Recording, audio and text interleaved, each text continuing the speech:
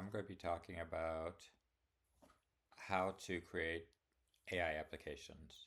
So I don't know how many videos this will be. Could be 10, could be 20. I don't know. Mainly because there's a lot more that we can do with generative AI than people kind of see. We're kind of playing around with the edges right now. So I want to try and help you to walk you through so you can dive into the deep end of the pool. Okay?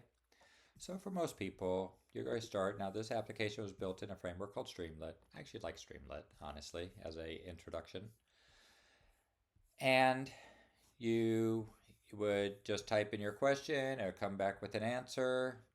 And then you might sit there and ask another question, get more detail, and it might come back with more information because it remembered its previous answer. That's a pretty popular approach. But we're not going to do too much with that because there's lots of videos about that. What we're going to talk about is a little different. So I'm going to walk you through kind of how I do things, and help you to get into more complex applications, different use cases. So I do all my work initially with Python. What's nice is if you're going to do much with Python, you'll probably want to do something like python-f venv, and then I use .venv. The dot on Linux means that it's a hidden folder, which I like because then it doesn't show up when I'm just looking at my files. What this does, it creates a virtual environment so that I can have all of my files there, but the versions of libraries I have for this project isn't going to impact the versions of a file in a different project. Because sometimes for some libraries I may need a certain version, and for other libraries I might need a different version. So like my default, I'm using Python 11. For a different project, I might need to use Python 9 because certain libraries I want to use may only be available in Python 9, for example. Or I might want to use Python 12, and so then you can use PyEnv. PyEnv is a tool to use to switch between Python versions. But the venv, the virtual environment, I prefer over something like Conda. There are different ways of doing that. But let me just show you how a lot of people start. So this is one of my early applications, and you could tell I don't have a um,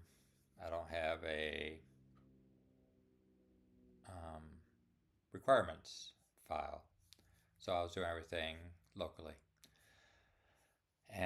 So then I have ChromaDB. Now what this program did, now in the early days I was using LangChain.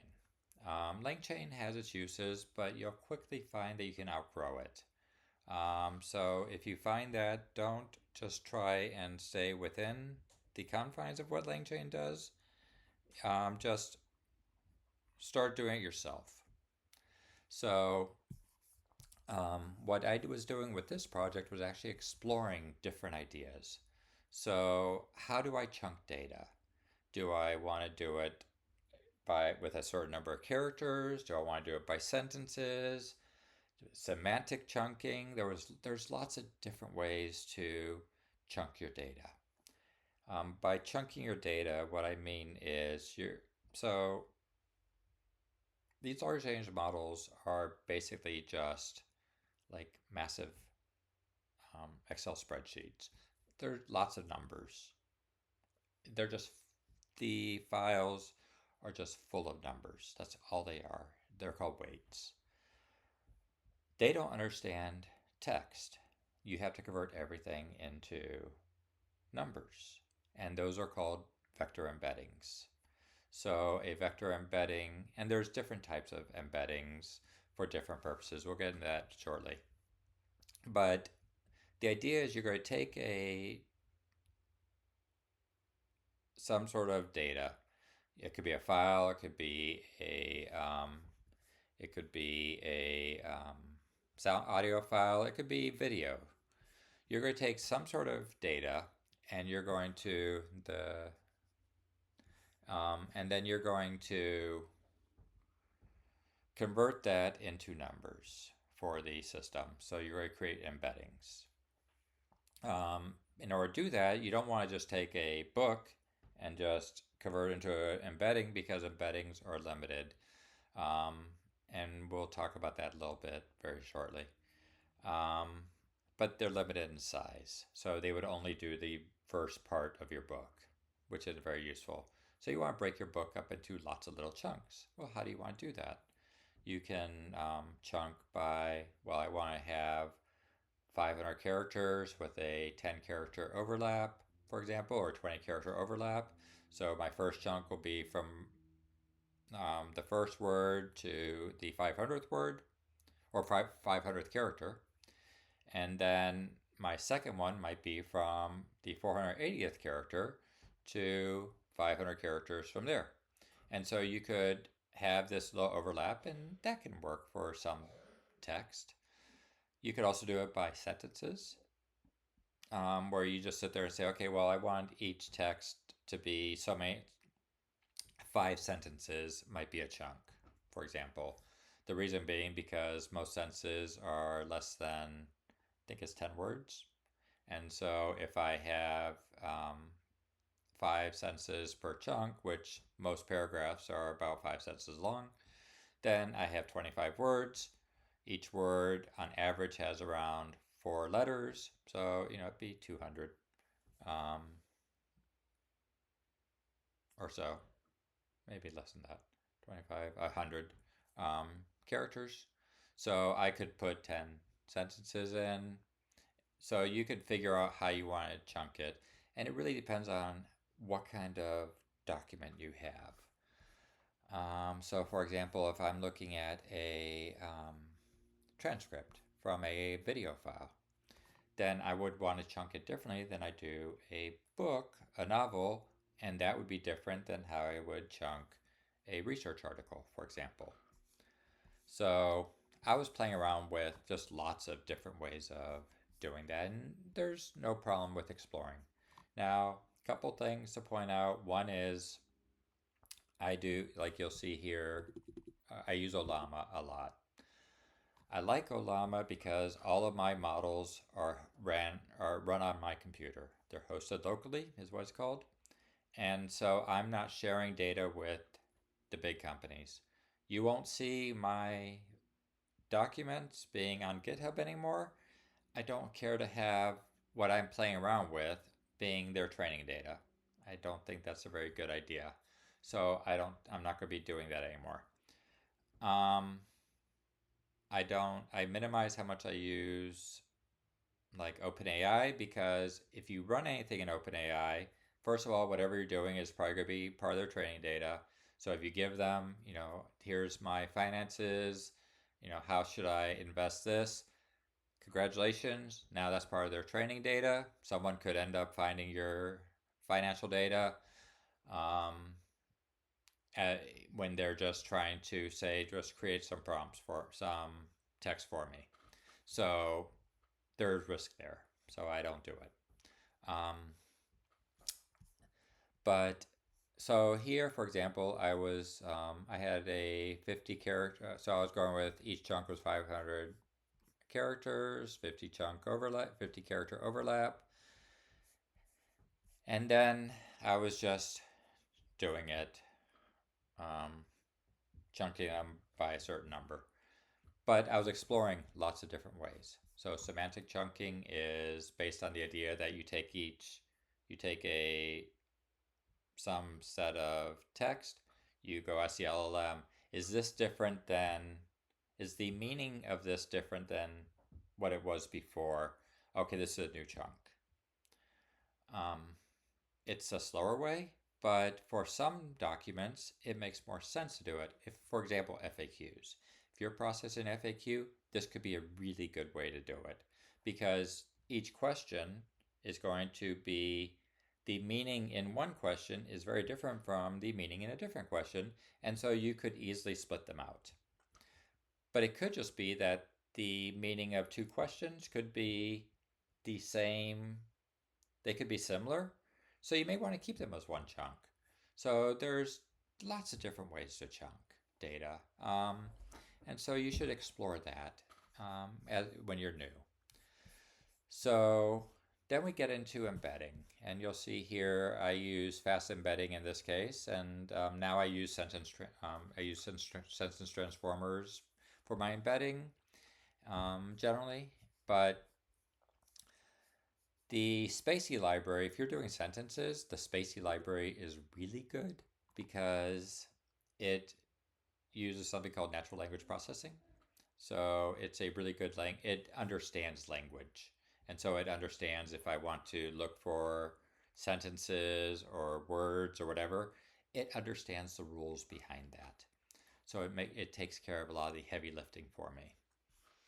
So I'm not going to be going very far into this application because this is a very simple application. You can find lots of tutorials online for it. What we're going to be talking about is actually a very different application, and that is this one. So this is the one that I'm going to be focusing on for this series of videos, my debate platform. State your position and defend it against AI criticism. So there's a few things that you'll see over time that I'll keep on adding to it because I only started writing this a week ago or so. For example, I didn't make a drop down. I don't have a title here. Each debate should have a title, so I'll be adding that today. And I should be able to select which debate I want to continue by having a drop down here. So I'll do that. Just like I'm going to be putting this new session way over here because I made a mistake one time sending a message and I clicked new session instead and it wiped out my session. I didn't like that. But then I have some little directions down here as to how this application works. The basic idea is most large language models, when you give an idea, they might sit there and say, oh, that's a brilliant idea. They don't tend to disagree with you. I want something that's going to disagree with me so I can make certain that my idea is well thought out, well supported before I mention it to other people. One of my coworkers said this would be great for social media. So let's say in Facebook, you're getting ready to make a post or a comment. They could come back and say, do you really want to do that? Here's where what you're saying is weak. And then you could correct it before you send it out. I think that'd be kind of cool. So for example, in this, I said, in order to teach students better in the US, we should just copy the Finnish education model. And so then it goes back and it says, let's unpack this. And then it gives a lot of information that I could then break down each of its parts and then figure out how do I refute each part of its criticism. And so then I can upload images, I can upload documents, spreadsheets, whatever to back up what I'm saying. I may not always want to type. I may want to sometimes just talk. So then I could use voice input, and I need to actually give it a way to be able to, I'm already adding a button so I can just click a button and then just talk. Because sometimes that's easier to do than typing a lot. So, but the idea is that this is not just a chat program. This is a program with a very specific purpose of helping people to better refine their arguments. This is a different use of generative AI applications than what we tend to see. And that's why I like the idea of using this as the example. Okay, so let's go look a little bit at the code. So let's go to probably this one. Nope, not that one. We'll close this one. We'll close this one altogether because it doesn't serve a purpose now. And I'll actually be coming back to that one. So this is my application. So one of the things about this application there's a couple things to notice. One is I like to have scripts. So when I say start the services, it starts everything up. And then I can say shut down the services. But I'm running on a Mac, so I can actually, I have a different script for starting it up on a Mac, for example. You could do install dependencies on your Mac. So if I was going to give this to someone else, they could just, and they're on a Mac, then they could run it that way. If they're on Linux, they could run this one. I didn't do Windows because I don't have a Windows machine and I don't care to support Windows. That's just me. And then I also have a script here for setting up the database. So um, it will create the database table. It will do all the setup that I need for it. So I use Postgres. ChromaDB is a really good system. There's Pinecone. There's lots of different vector databases. The problem I have with them is how do I find what is most relevant for my current needs? So, for example, in this application, I have a session ID. Now, I want to make a debate. I only want to use documents related to this debate. So, how would I find that in just a vector database? Well, I'd have to look at their metadata and then throw out the things that don't apply. So I might sit there and say, okay, well, give me 50 files, 50 chunks that may apply, and then I can prune it down to the 5 that actually apply to this discussion that will be useful. I don't like that. So by using Postgres or Oracle Vector Search, so I use PG Vector with Postgres, and then you have Oracle Vector Search if you're using an Oracle database. You can make a where clause where you can say select the information only for where it's only for this debate. And so it will only be looking in chunks that relate to my debate. And it helps, I find it to be more efficient. So that's why I use Postgres.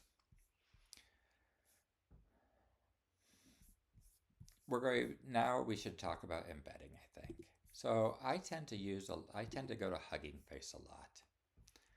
Hugging Face is a great resource for finding models, for finding information, and also for finding some tools that you can use for working with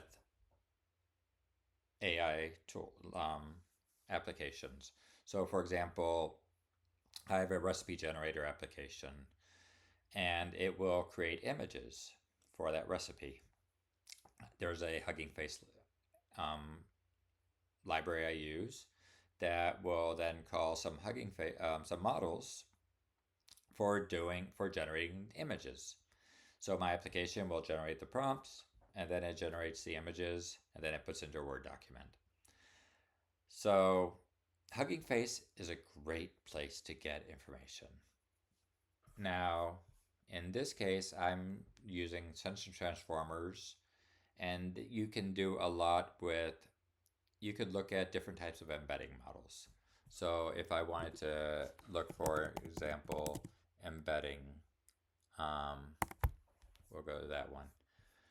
So you could download this embedding model and you can use it. So they give you code on how to do it. They have a great system set up for this. So if you're going to be doing a lot and you're going to be moving aside of the normal flow, you want to get familiar more with Hugging Face. I haven't used this model, honestly. There's thousands, maybe millions of different models. You'll find the ones that you want. Now, embedding models are important because, for example, oh, that's nice. Maximum content length 2048 tokens. And then it will, so it could take this number of tokens and it can return back, for example, 768 vectors, but it can also do it in smaller numbers. But what this is useful for is, so I take my chunk, I then turn into a vector, so then later I can do a similarity search. Because then when someone asks a question, I could say, okay, well, which chunks are most similar to what it is I'm talking about? And so it can look and it can find those chunks and it can return them. That's the whole purpose of doing this, because then I can then give those relevant chunks to the large language model and then it will respond back to me. Now, large language models, even though they may say, well, this is a thinking model, they're not actually thinking. They're, again, everything is numbers. And so all they're doing is like a really fancy autocomplete. So you have um, it will say, it will take a token. So it does it, what's the next token I'm going to generate? What's the next token? And so it takes a token and then it says, what tokens generally follow this token? And so it may have, 100 or 1,000 or whatever, and it has um, probabilities of this showing up. And based on various settings that you have in your large language model, it will pick one of those. And so then it will then go and do the next token, and it'll keep building it up token by token until it hits a stop token. That means it will stop at that point. Or it may have hit the limit of what it can do. There's different ways of it saying, okay, that's as far as I can go. So you'll want to figure out how, if let's say I have, my chunk is 2,000 characters long. A token or 2,000 words long. A token is generally 1.3 words per token. So if I have 4 tokens, it's equivalent to 5.2 words, for example. So if I have too many, if my chunks are too big compared to my embedding model, my vector size, then I'm going to, it's going to just do the first part of that. And that's what it's going to return. So it's going to have ignored the rest of my chunk. So you'll want to kind of limit your chunks to fit based on what your model is, your embedding model. And there's lots of different models. This is just one. So that's that area. If people want to know more about it, let me know, and I can do more videos about that. Okay, so I like scripts. It makes it easy. We have requirements. So if you have a LLM help generate your code for you, they're going to put versions to all these. They're going to say fast API equals and give a version number. I tend not to put versions on there because sometimes certain libraries might not work. They might need certain versions of other libraries, and I'd rather let Python figure all that out just so it will all work. Once you get it working, you know which versions of everything it is. You can freeze it so that way when you can then put the versions in. So when you give to someone else, it will work the same way yours did because they're using the same versions of libraries. So I tend not to do this initially. But these are, for this program right now, for where I am, these are the libraries I'm using. So let's talk about Fast API. So before I do that, so you see this? This is all HTML, CSS, JavaScript. I don't use any fancy UI libraries. I don't see the point of it. I try and just keep it really simple. So, and I also like to keep it small. So for example, right now, if I look at, let's see here. So to deactivate, and then if I go to AI debate, ls-l front end, what?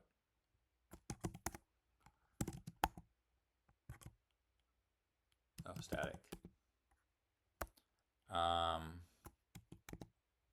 How so we want to look at how big my front end is. So my front end takes 20K. So this is my entire front end, and you'll see that it's my JavaScript is the biggest part, and then the styles are actually much bigger than my code. So I like to keep it small. I don't see the point of someone having to download 20 megs worth of data just to see my UI. So that's me. You can do what you want. So this is the idea of this. Now, behind this, I'm actually using, like I said, Fast API. Now, Fast API is, I like Fast API instead of, like, you could use Django or Flask, or some people will use Tomcat as their front end, or Apache, or whatever. I like to keep it simple. And Fast API doesn't know how to do anything that I don't tell it how to do. So, for example, I have to tell it the static files are going to be in the static directory, and then I tell it if someone calls with and doesn't give me any files or any information, send back the index.html file, for example. So I have to tell it how to do everything. I like that because then is it going to be something you could hack into? Probably not, but the onus is on me. I don't have to worry about someone exploiting a vulnerability in the framework and then hacking into my website. So I actually like to use Fast API for that. You'll see something called cores. So I don't use a lot of Fast API has a great deal more power than what I'm just playing around with the outside of it, really, because I haven't needed to go deeper. But cores is important because if you call a URL that even a different port than what the web page came from, it will throw an error. So I tend to put in something about cores. I don't know what core stands for right now, but it's so that way I can in later applications you'll see where I may have 3 or 4 different web servers running, and then that way my application can call them and it doesn't throw errors because of this. So you'll want to get familiar with cores a little bit. You don't need to know a great deal about it. It's just going to be a pain in the rear just on how you access your browser calls web services. Okay, so this one is very simple, by the way. You notice I have different files, but I don't have different agents. Like I said, this is an introduction to what I'm trying to talk about. So we'll start with if people overcomplicate agents. Think of in your house you have or your apartment you have different rooms. A room has a certain purpose. Your bedroom is a place where you go and you change and you sleep, and it has a certain purposes. You don't necessarily Your living room has a different purpose. Your dining room has its own purpose. So does the bathroom. An agent is a piece of code that has a particular purpose. This agent searches the web. This agent processes PDF files. This agent processes videos. This agent connects to the SAP database or whatever. So you could have different blocks of code that are are complete in among themselves, just like a bedroom is a complete place. But in order for it to really be useful, you need to connect the pieces together. This is more like a studio apartment. I have one room. I have, it's my dining room, my living room, my bedroom. So in this one place, I connect to the database. I process my video, my images. I handle input and out and with from the user. I'm doing everything from one place. So this is my studio apartment. Later, you'll see other applications where it's more complex, where I will have multiple agents, and then I have to find a way to coordinate them. So right now, we're starting with a studio apartment. Later, we will go to a 3-bedroom house that has a den and a reading room or whatever. We'll make it more complex. Let's just keep it simple right now. So that's the goal here. And then the last thing I'm really going to talk about for this video is how the application is laid out. So I have my client layer, my application layer, external AI services.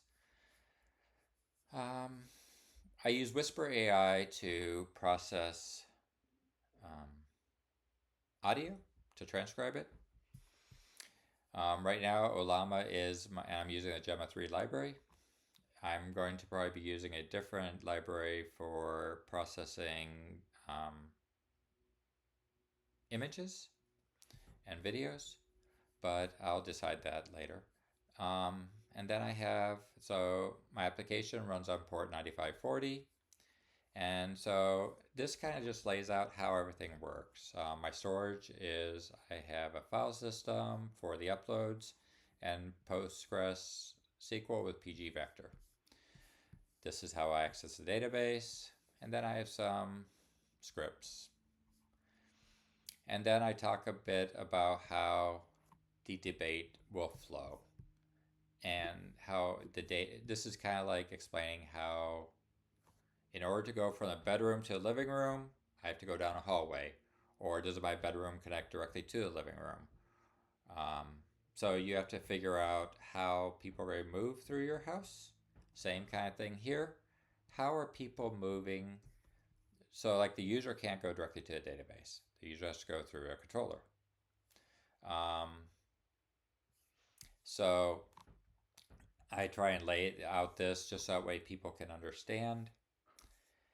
And then I have how the AI will respond. How is that generated? So I try and explain that a bit. And then my database schema. So you'll see there's a lot of different parts. I like sequence diagrams. So this is kind of just showing how data moves through. So the user types a message, it goes on the front end. The front end calls this web service to Fast API. Fast API validates that the session is real, gets documents. When it builds a prompt, it goes to Olama, stuff like that. So